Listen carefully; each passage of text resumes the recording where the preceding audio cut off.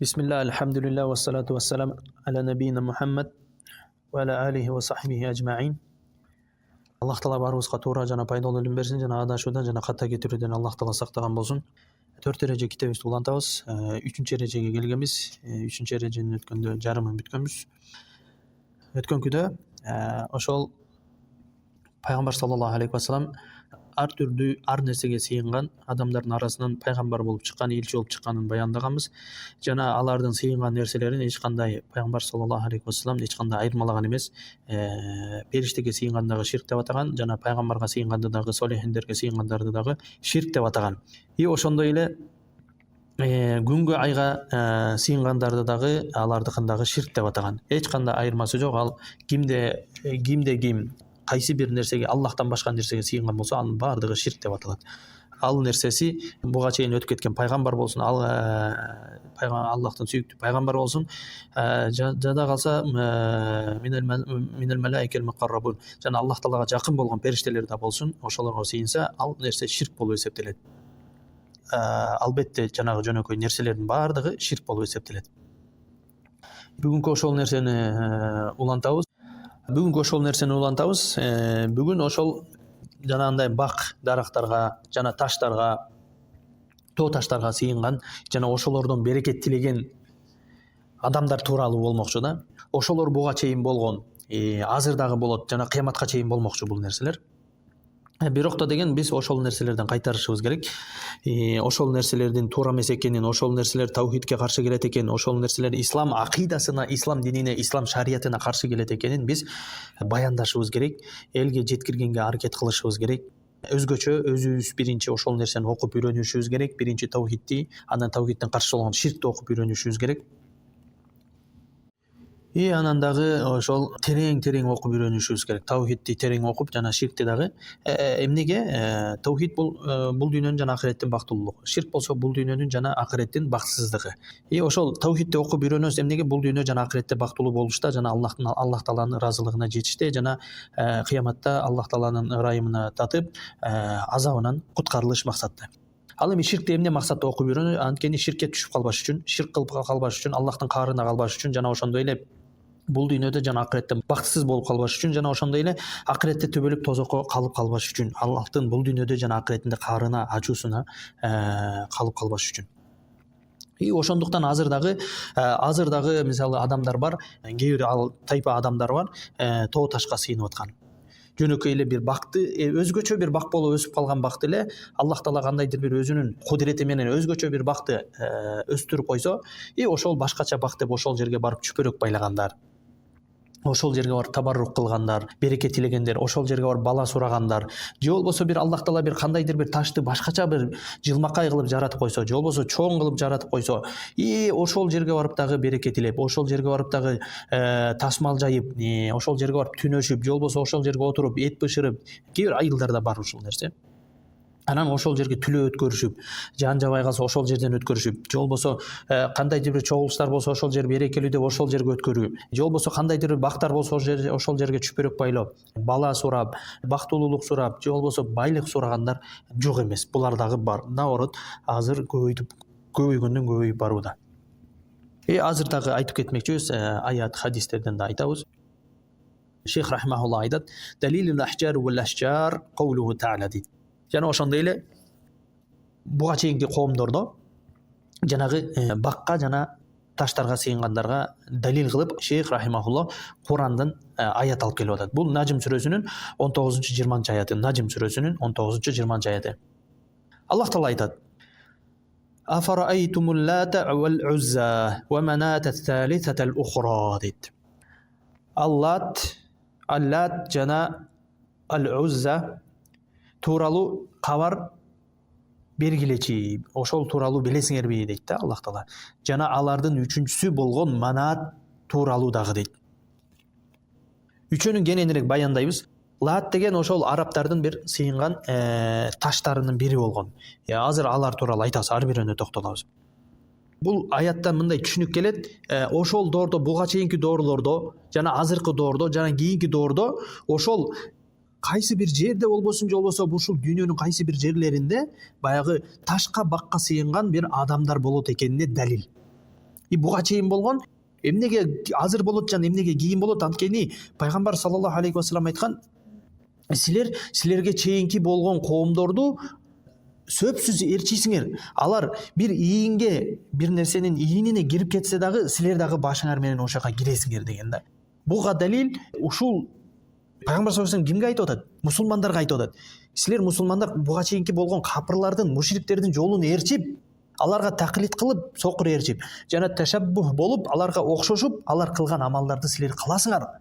Алар кийинген кийимде силер кийесиңер. Алар жүргөн турум менен силер жүрөсүңөр. Алар сүйлөгөн жахилияттын сөздөрү менен силер да сүйлөйсүңөр. Жана дагы алар кылган кофурлук жана ширк амалдарды силер дагы кыласыңар деген сөз. Аллах Таала баарыбызды ширктен, бидаттан, жаман амалдардан баарыбызды сактаган болсун. Аллах Таала айтат: "Афараайтум" дейт. Силер көрдүңөрбү дейт.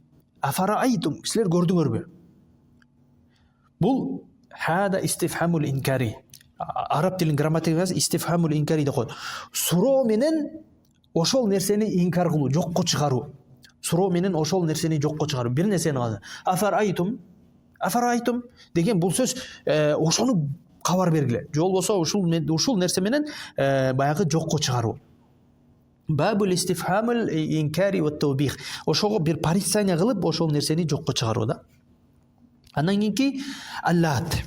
Афараайтумул лата вал узза дебедиби? Аллат деген тахфифи битта. То есть та жөн эле таштиди жок та дейт. Бул дейт исмун санамун фит таиф дейт. Бул деген ошо арабтардын Таифтеги бир сыйынган жайы, ташы, багы ошол жерде. Ошол жерде таш болгон дейт. Алейхи бейтун мабниюн. Ошол жерге үй курушкан. Ошол таштын жанында үй курушкандагы ва алейхи сатаир. Жана ошол ташты Кабанын чүпөрөгүндөй кылып, чүпөрөк менен ороп, баягы кооздоп алышкан. Анан ошол жерде ташты коргоп, бир нерсе менен саха баягы жан тийбесиң деген сыяктуу эмелер менен үстүндагы баягы бисче айтканда кыршасын чапкан да. Жана ошол жерде өздөрүнүн кызматчылары болгон. Ошол ширк амалдарга кантип ширк кылат, кантип амал кылат, ошол ширк амалдарын ошолорду көрсөтүп бере турган, ошол жердин кароолчулары дагы болгон, өздөрүнүн кызматчылары болгон, мындайча айтканда. И ошол жерде Аллахтын астында ширк кылышкан. Бул деген ошол сакифама фил ахам мин ал-кабаир юфахируна биха. Жана ошондой эле ошол жерде арабтардын негизги баягы санамдарынын негизги бирөөсү бул. Экинчи вариант аллатта.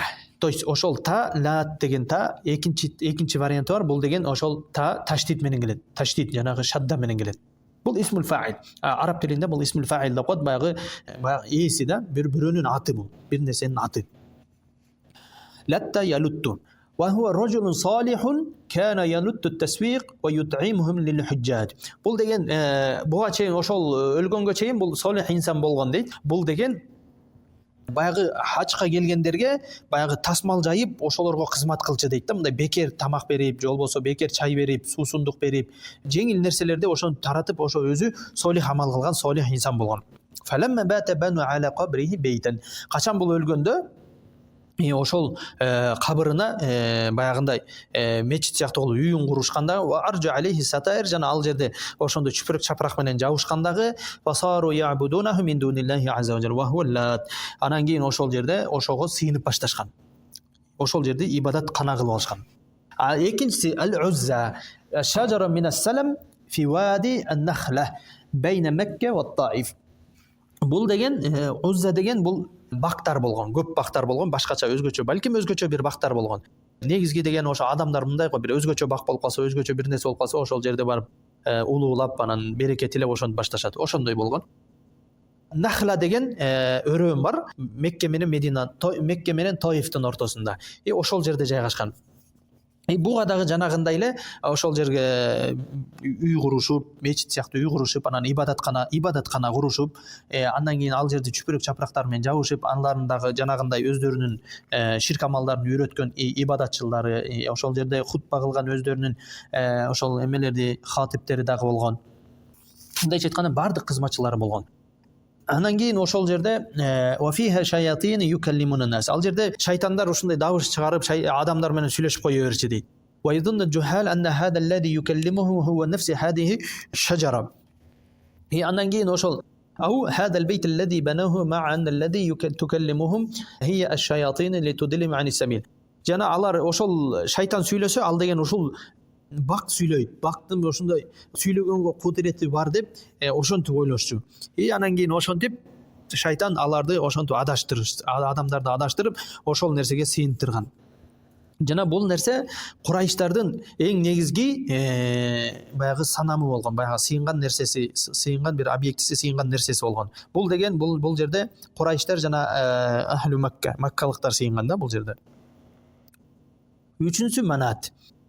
Аллах Таала айтып атпайбы: "Афараайтумул лата вал узза ва манат ат-талисата ал-ухра" деп атпайбы? Ошо Манат дегени ас-сахра кабира фи макани яqa qarīban min jabali Qudayt bayna al-Makka wal Madina. Бул деген чоң таш болгон дейт, сахра кабира. Чоң таш болгон дейт. Ал дейт Qudayt деген жерде жайгашкан дейт. Qudayt деген бул эмеде. Мекке менен Мединанын ортосунда. Жана бул деген ошол Хузаа жана Аус жана Хазрач деген уруулардын негизги сыйынган жери болгон, негизги сыйынган нерсеси болгон ушул. Жана дагы ошол качан ошолор хачка барарда ошол жерден ихрамга киришип, ихрам кийишип, ошол жерден ширк кылышып, андан кийин хачка кетишкен. Ушул үч нерсе арабтардын эң негизги баягы сыйынган ширктери болуп эсептелет, санамдары болуп эсептелет. Аллах Таала айтып атпайбы, мисалы үчүн афарайтумул лата вал узза вал маната.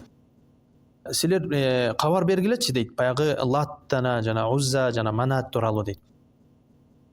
Ушулар алар сыйынды да ушул нерсегечи. Ошолдордо сыйынышты. Ошол нерсеси эч кандай бир байлык берген жок буларгачы. Ширк ошолорго сыйынган инсандарга. Эч кандай бир пайда алып келген жок, эч кандай бир жардам берген жок. Кийин качан деген Мекке ачылганда, азыр айтабыз, кийин Мекке ачылганда пайгамбар саллаллаху алейхи вассалам ушул сахабаларды жөнөтүп бул жерди талкалаткан. Ошол сахабалар барганда деле эч кандай бир өздөрүн коргой алган жок. Же болбосо ошол жерде сыйынып жаткан адамдарды коргой алган жок. Суроо. Ушундай бакка, ташка сыйынып аткан инсандар, ошол силер сыйынып аткан нерселериңер, таштар, бактар, мазарларыңар силерге эмне пайда алып келди? Азыр бирөө барып талкалай турган болсо, ал өзүн да коргой албай, силерди эмес.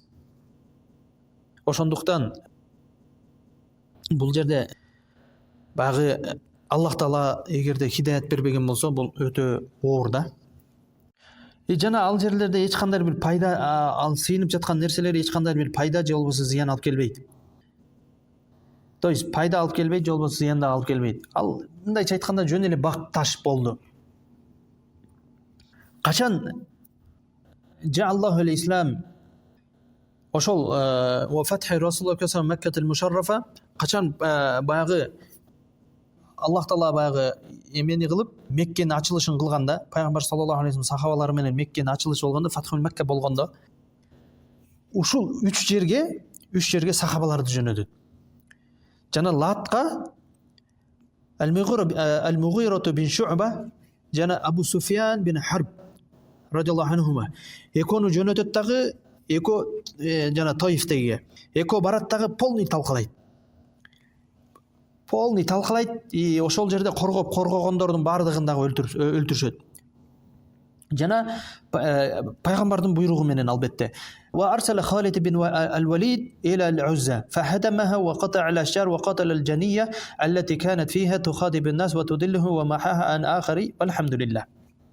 Жана Халид ибн Валид деген сахабаны радиаллаху анхуну пайгамбар саллаллаху алейхи вассалам ал-Узза, жанагы Узза деген жерге жөнөтөт дагы, ал жерде дагы ал-Халид бин Валид радиаллаху анху талкалайт полный, бактарды кескилейт полный, кандай нерселер болсо полный сыйынып аткан нерселер баарын талкалайт дагы, жанагы ошол жерде адамдарды адаштырып жаткан адамдарды дагы полный аларды токтотот, токтобосо аларды дагы баягы өлтүрөт. Мындайча айтканда ошол жерди жер менен жер кылат. Жер менен жер кылат дагы, бул алхамдулилlah ширктерди жок кылышты. Ал эми Манатка болсо Али радиаллаху анхуну жөнөтөт.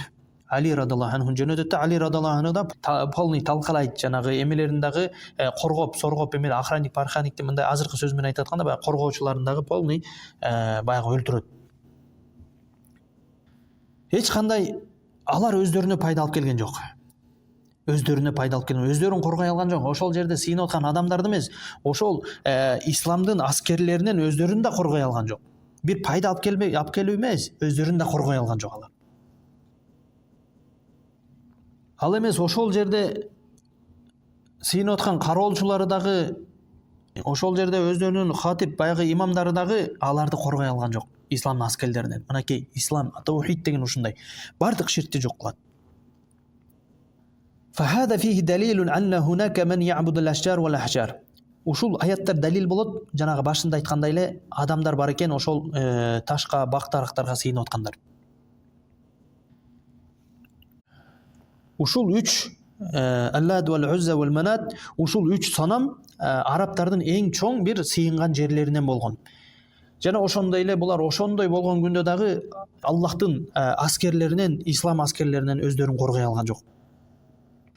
Өздөрүн коргой алган жок. Белки эмелерине да пайда берген жок, жана коргоп жаткан, ошол өздөрүнө сыйынып жаткан эмелерине дагы. Аллахтын жана пайгамбардын, Аллахтын элчилери, Аллахтын баягы жоокерлери, ислам жоокерлери да мындайча айтканда сахабалардан өздөрүн коргой алышкан жок.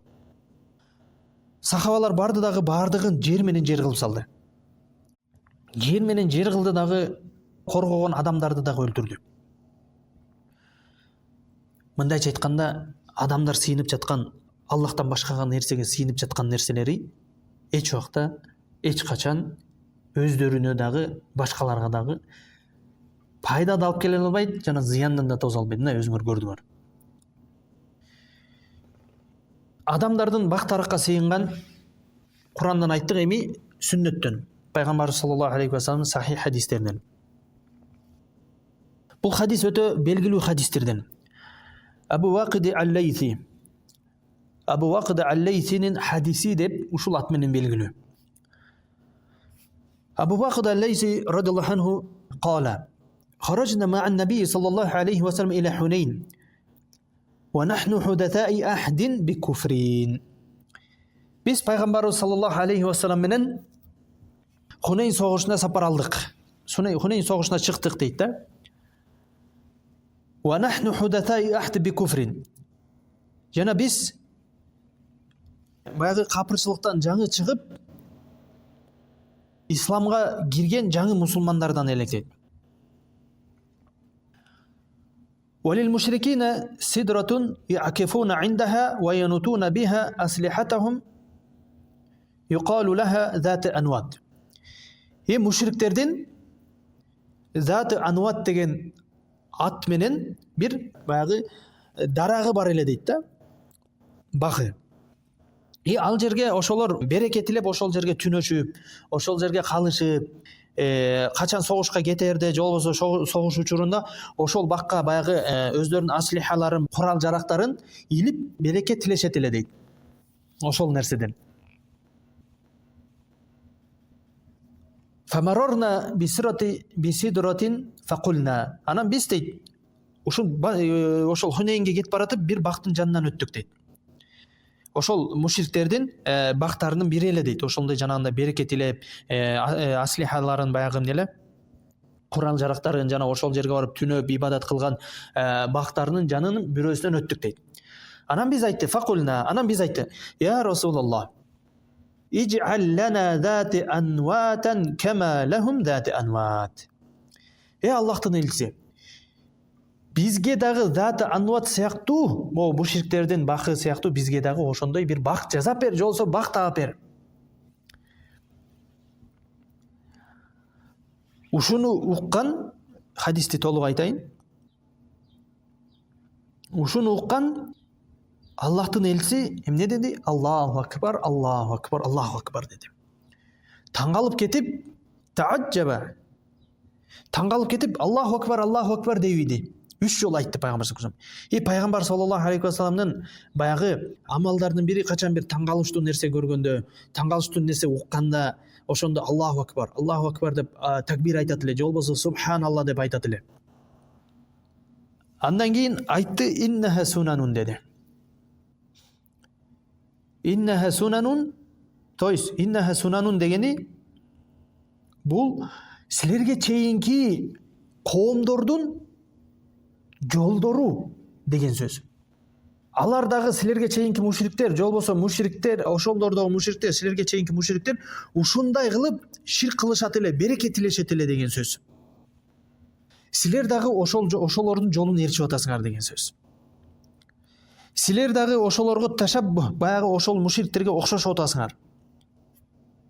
Деп иннаха сунанун деп инкар кылды. Жана дагы пайгамбар саллаллаху алейхи ва саллям культум валлади нафси биядихи. Менин жаным анын колунда болгон затка ант болсун дейт. Кама қалат бану Исраил ли Муса. Силер бану Исраил Мусага айткандай эле силер дагы мага ушул сөздү айттыңар дейт. Мусанын коому мындай деп айткан дейт. Араб сүрөсүнүн 138 айда Иж'ал лана илахан кама лахум алиха qala innakum qawmun tajhalun. Муса, булардын кудайлары сыяктуу эле бизге дагы кудай жазап берди. Анда Муса алейхиссалам айткан qala innakum qawmun tajhalun. Силер жахил коомсуңар, силер жахилсиңер деп ушундай кылып инкар кылган.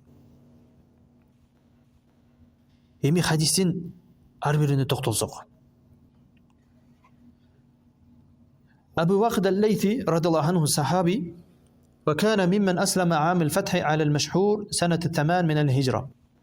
Абу Вақид ал-Лейси радиаллаху анху бул деген Меккенин ачылышында ошол жылы исламга кабыл алган. Башка дагы сөздөр бар, бирок ушул машхур, белгилүү. Бул деген хижри жылынын 8 жылы. يقال لها ذات أنوات. أنوات جمع نود وهو تعليق. ذات أنوات تيت منون جائمسي نوت باغي جيكيلك تورو نوت وهو التعليق. بول دegen باغي تعليق мындайча бир нерсе илүү деген сөз. ذات تعليق. То есть ошол илине турган бактарды айтат да. يعلقون بها أسلحتهم للتبرك بها. Ал жерге мушриктер эмне кылышкан? Баягы өздөрүнүн курал жарактарын баягы ушул согуштан бир жеңели деп ошол бактан берекет тилешкен.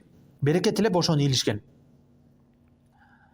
فقال بعض الصحابة الذين أسلموا قريبا لم يعرفوا التوحيد تماما. жанагы сөздү бизге дагы булардыкындай бак жазап бер, я Аллахтын элчиси деген сөздү жаңы эле аз эле учурда болгон баягы исламды жаңы кабыл алган сахабалар айткан дейт да. Мындайча айтканда таухидден көп илими болбогон сахабалар айткан. Иж'ал лана зата анватин кама лахум зату анват. Бизге дагы тигилердикиндей жанагындай биз дагы курал жарагыбызды иле тургандай биз бак жазап бер, же болбосо бак таап бер дейт. هذه بلية التقليد والتشبه هي من أعظم البلايا. ушул нерсе тaqlid, ошол жахилдерге, мушриктерге ээрчүү, же болбосо аларга окшошуу бул эң чоң бир балейлердин бири. Эң чоң бир балейлердин бири. Анан ушул жерден айта турган нерсе Зату анват деп өтүп, бул деген ошол мушриктердин дарагы эле да. Дарак, мушриктердин дарагы болгон. Ал жерге ошол өздөрүнүн курал жарактарын береке алып келсин, кийин согушта ошол жеңишке жетели деген баягы атикат менен, деген ишеним менен ошондой амалдарды кылышкан. Жана ушуну эле кылбастан алар ошол жерге түнөп, күндөп болобу ошол жерге калып этикаф да кылышкан, ибадат. Этикаф деген ошол ибадат да, ошол жерге түнөп дагы ошондой берекелерди тилешкен. Бүгүнкү күндө дагы бул нерсе бар. Бүгүнкү күндө дагы бул нерсе адамдарда бар. Жолдордон кетип баратканда деле бактарды көрөбүз, ошол жерге чүпөрөктөрдү илип алышкан, Баланчанын булагы деп бир бул сууну дагы азыр сууга да сыйынып калышкан. Баланчанын булагы береке алып келет. Анан кийин баланча бак, анан мындай мазар бак, тигиндей мазар бак деп.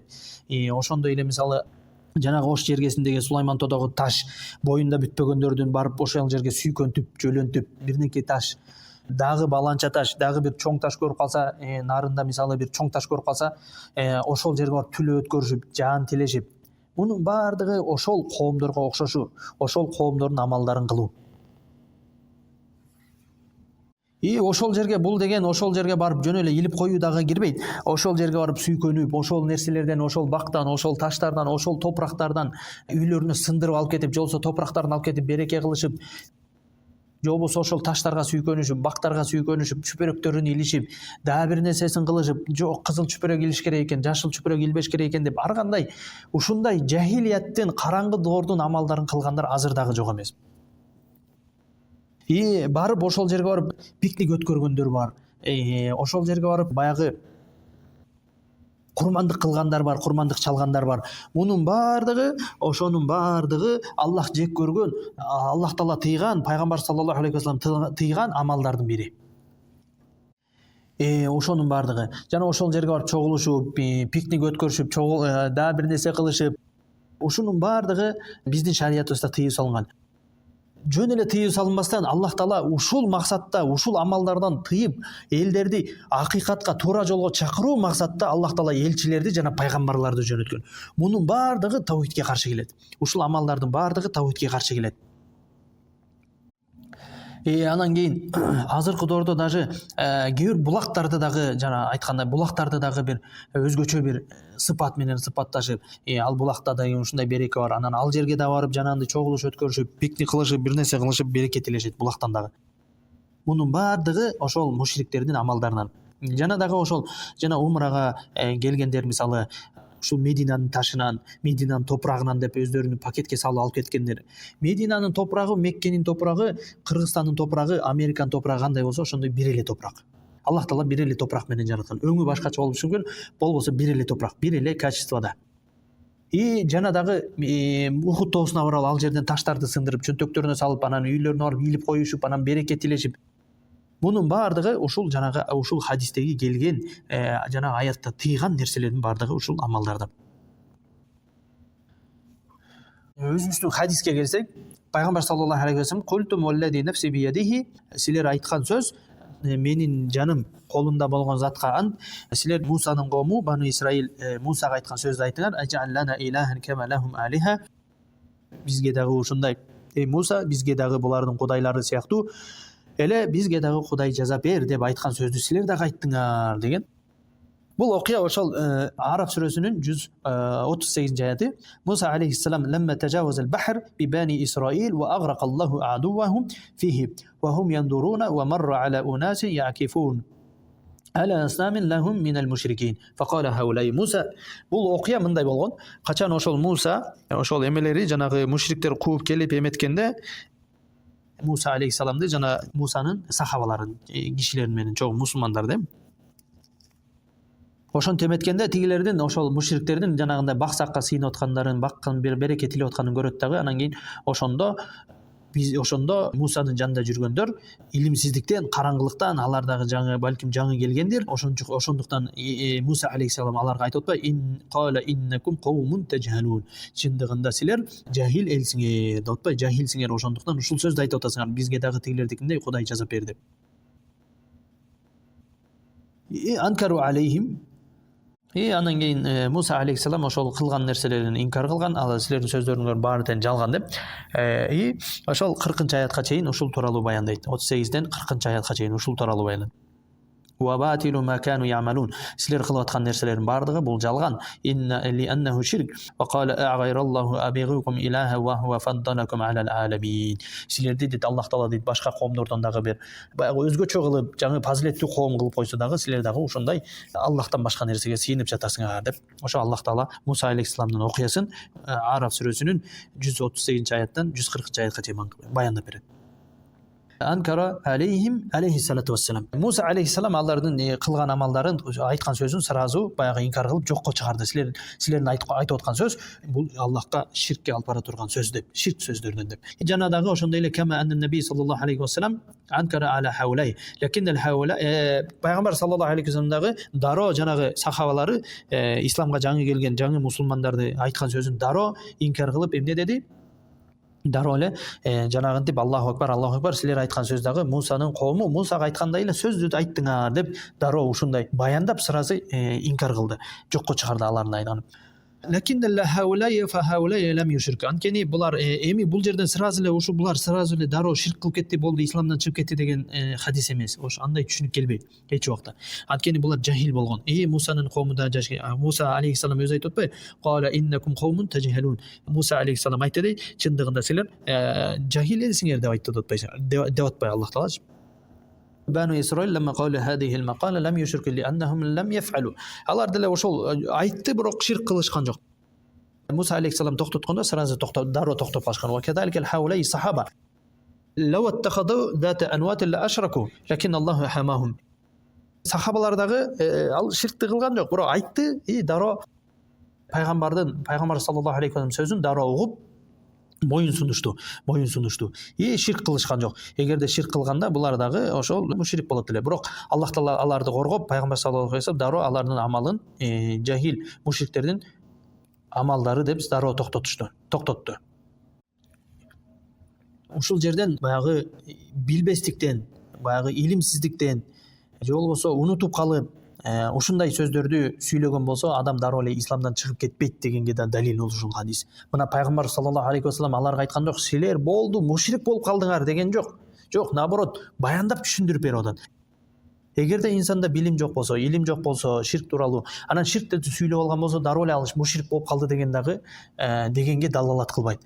Же болбосо дароо эле мушрик болуп динден чыгып кетти дегенге болбойт. Бул жерде дагы бул хадистагы жанагы ушундай сөздөрдү байкабай, же болбосо билбей, илимсиздиктен, караңгылыктан, же болбосо унутуп калып, эстен чыгып калып сүйлөп алгандарды дароо эле исламдан чыгарып аткан баягы такфиристтерге дагы ушул хадистагы далил болот. Анткени адам дароо эле бир нерсе унутуп калып же эстен чыгып калып кылса, ал исламдан чыкпайт. Ал үзүр бар, адамдарда үзүр болот. Бул башка маселе. فشاهد من الآية بول آياتن بيزغا على تورغان نرسه أن هناك من يعبد الأشجار لأن هؤلاء مشركون اتخذوا ذات أنوات وحاول هؤلاء الصحابة الذي لم يتمكن العلم من قلوبهم حاول أن يتشبهوا بهم لولا أن الله حماهم وبرسوله. Бул аяттан ала турган нерсе башында айткандай эле ошондо адамдар бар экен, баягы бакка, ташка сыйынган, ошондой нерселерден берекет тилеген. Жана сахабалар дагы ошолордой кылууга аракет кылышты. Жүрөктөрүндө баягы таухид бекемдебеген, жаңы ислам кабыл алган сахабалар болгон. Баягы капырларга окшошуп жанагындай амалды кылууну аракет кылышты. Пайгамбар саллаллаху алейхи вассалам себептүү Аллах Таала баягы аларды жаман, эң жаман, исламдагы эң жаман, эң негизги тыйылган ширк амалынан сактады. Жана дагы экинчи маселе дагы анна хунака ман ятабарракул бил ашжар ва якуф индаха. Жана дагы бул аяттан дагы түшүнө турган нерсе, адамдар бар экен, ошол бактан өздөрүнө белекет илеп, ал жерге баягы этика кылып чогулуштарды өткөрүп, ушундай эмеле кылгандары дагы бар экен. Фадалла хада ала масаил адима. Бул аяттар жана бул хадис чоң бир, улуу бир, чоң, аябай маанилүү бир маселелерге далалат кылат. Биринчи маселе бул хатарул жахил бит таухид. Таухид илиминен, таухидтен жахилдик болуу. Бул өзгөчө коркунучтуу. Таухид илиминде жахил болуунун коркунучтугуна далалат кылат. Fa in man kana yajhalu tawhid hurriyan an yaqa fi shirk fa huwa la yadri. Эгерде инсан таухид илиминде илими жок болсо, анда бул өзү билбейт ал ширк кылып жүргөнүн. Ал сөзсүз ширк кылган болот. Ошондуктан таухид окуну. Ва мин хуна яжиб ан тааллуму таухид. Бул жерден, бул аяттар, хадистерден алабыз биз таухид илимин сөзсүз үйлөнүп важип экенин, окуп үйрөнүү, аны жаттоо важип экени далалат, бизге далил болуп берип атат. Ва тааллуму ма юдаддаху мин аш-ширк хатта якуна ал-инсан ала басираtin la alla yu'ti min jahlihi. Жана ошондой эле анын таухидтин каршы болгон ширкти дагы окуп үйрөнүү дагы бул жерде важип экен ар бир инсанга.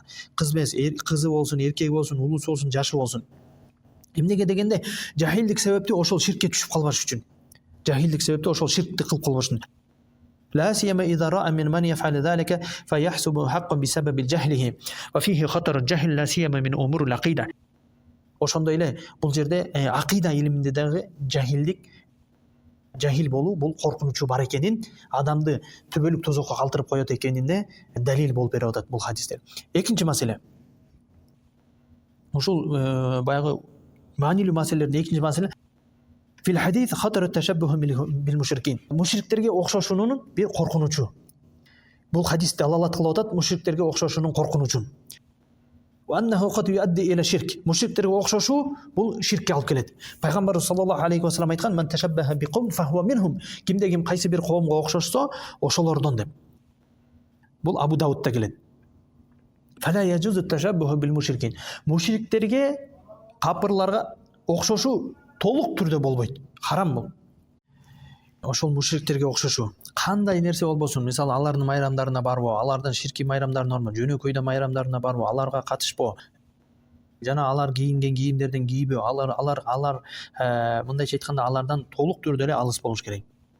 Ширктен алыс болбосу келсе, инсан ширктен кутулуу келсе, ширк элдеринен да алыс болуш керек. Жанагы маанилүү маселелердин 3-чү маселеси бул ал-масалату салиса ат-табарруку бил-ахжари вал-ашжари вал-абния ширкун ва ин суммия бигайри исмихи. Жанагындай бак, таштардан, тоолордон болобу, топурактардан болобу, жана ал жерге барып бир нерселерди ийилип, ал жерге барып табаррук түлөө, алардан береке түлөө, бул ширк болуп эсептелет. Алардын аттарын өзгөртүп койсо дагы бардыгы амал ошол ширк бойдон калат. Мурун Лат болсо, азыр башкача ат болсун, айырмасы жок, амал бир эле. Атын өзгөртсө, баягы нерсеси, баягы кылган амалы өзгөрбөйт. Ал ширк бойдон сакталат. Ширк бойдон калат и ширк деп аталат. Или аннаху талабул барка мин гайриллахи та'ала мин ал-ахжар вал-ашjar вал-кубур вал-адриха ва хада ширк ва ин саммуху бигайри исми ширк.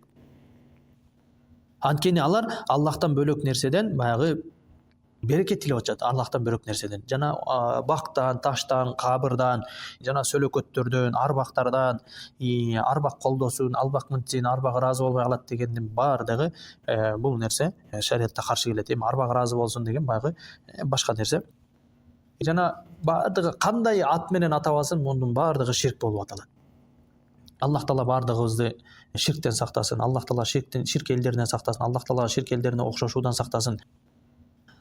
Аллах Таала баарыбызга таухидте бекем кылсын, жана таухидти окуп үйрөнүүчү, жана таухидти дават кылуучулардан кылсын, жана ширкти элдерге жеткирип, алардын анын коркунучун элдерге жеткирүүчүлөрдөн кылсын.